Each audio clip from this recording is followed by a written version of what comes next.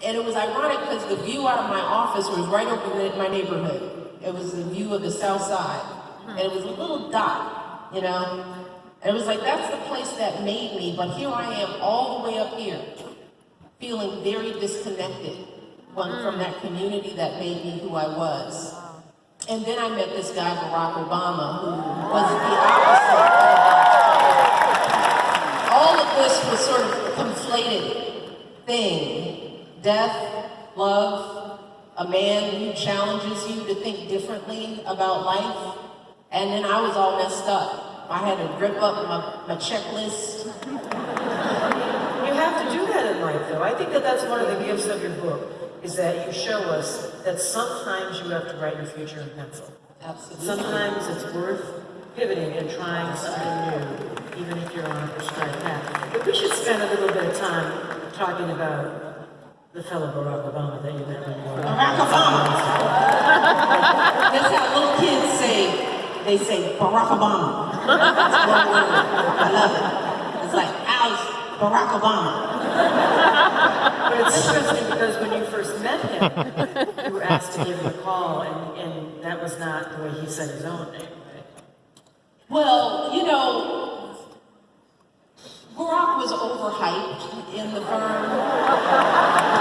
As far as I was concerned, as a first-year associate, because, you know, when white folks talk about how great a black guy is, you think, okay, I'm sure he can just talk straight, and you guys are talking.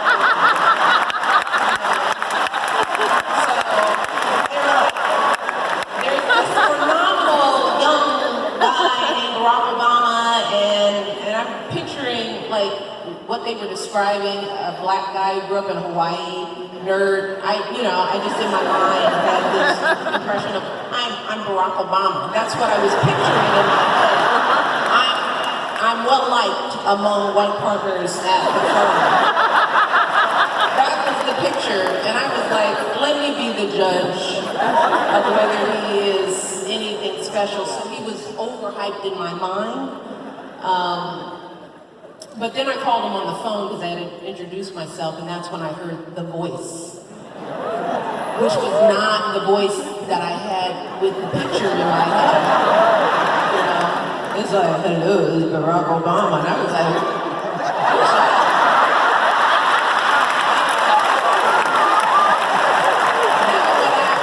now what I imagined in my mind.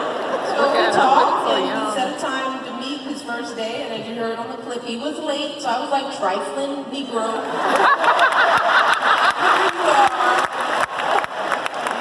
One of a handful of black summer associates, and you late? So I had a little attitude when I walked out, and then he stood up, and it was like, oh, okay.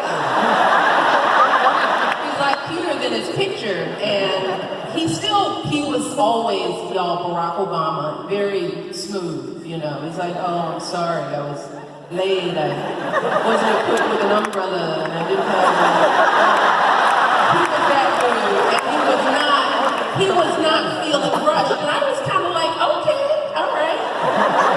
You late and still walking a little slow, all right.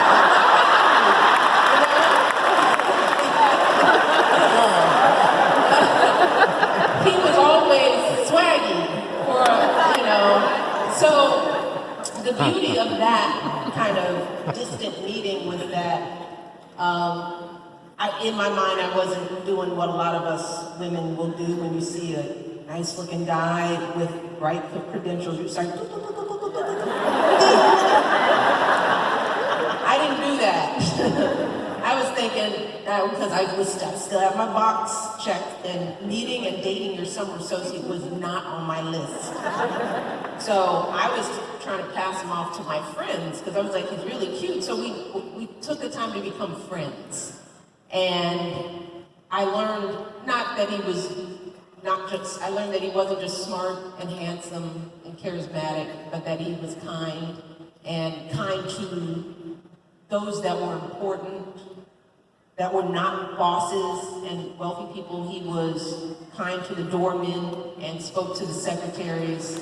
And I also loved how he talked about his mother, who was a strong, independent woman, his grandmother, who was the matriarch of their family.